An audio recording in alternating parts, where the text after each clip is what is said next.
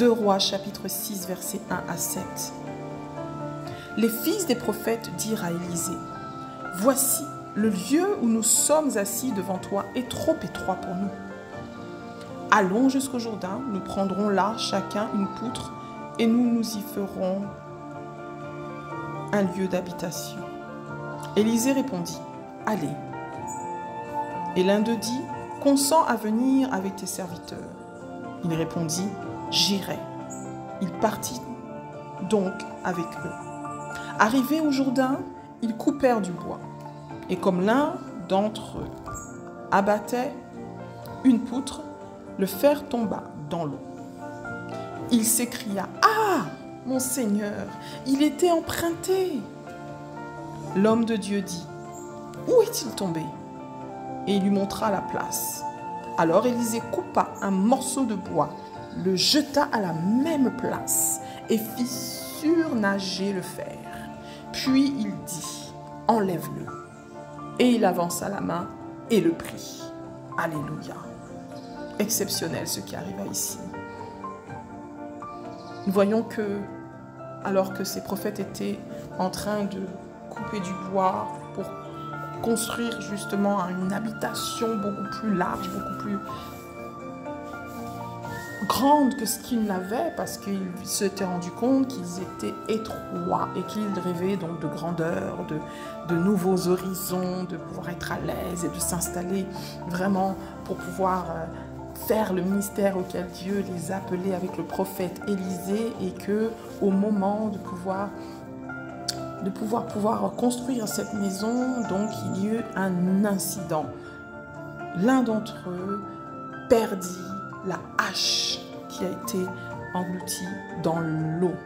Et nous voyons que grâce au prophète Élisée, la main de Dieu a pu localiser là où était engloutie la hache et qu'il put la récupérer. C'était un miracle exceptionnel qui a défié toutes les lois de la nature et de la pesanteur.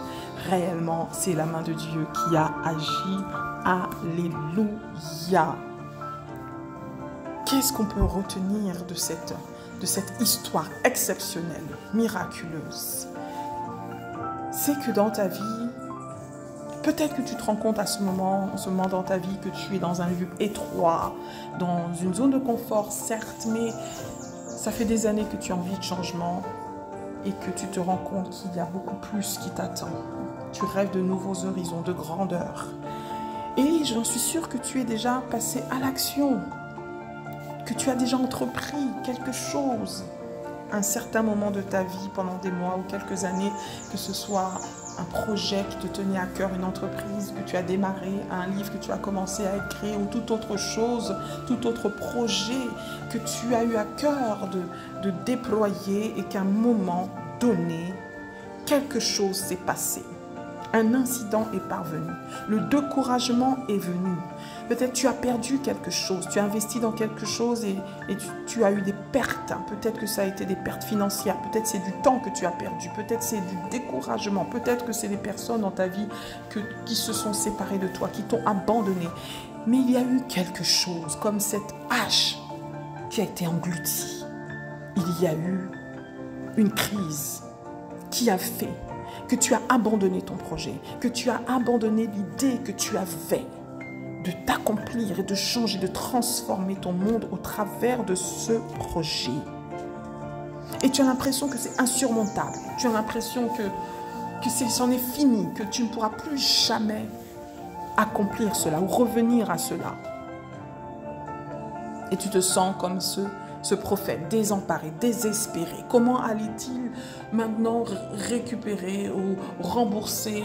Comment allait-il pouvoir retrouver cette hache qui était complètement engloutie? Il n'y avait qu'un miracle de Dieu qui pouvait s'opérer pour que cela soit possible. Et j'aimerais te dire que dans ta difficulté, dans ce qui te semble insurmontable, que si ce projet vient de Dieu, si cette quête, ce ministère, ce livre, cette entreprise, vraiment ce que tu as eu à cœur de faire il y a quelques années, si ça vient de Dieu, sache que quand Dieu est dedans, il est vraiment dedans. Amen.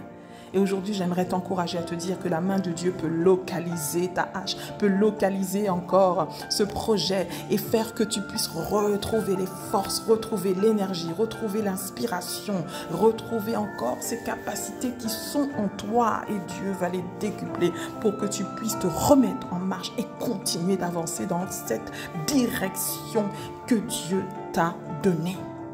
Où t'es-tu arrêté? Où t'es-tu arrêté? Le Seigneur veut que tu puisses reprendre un nouveau souffle, un nouvel élan en cette année 2025, de nouveaux horizons. Il est avec toi. Et parce qu'il est avec toi, tu réussiras. Alléluia. Tu réussiras. Reprends ce que Dieu t'a donné.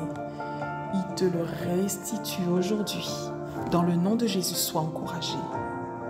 Amen, amen, amen. Ose, fonce et brille pour la gloire de Dieu.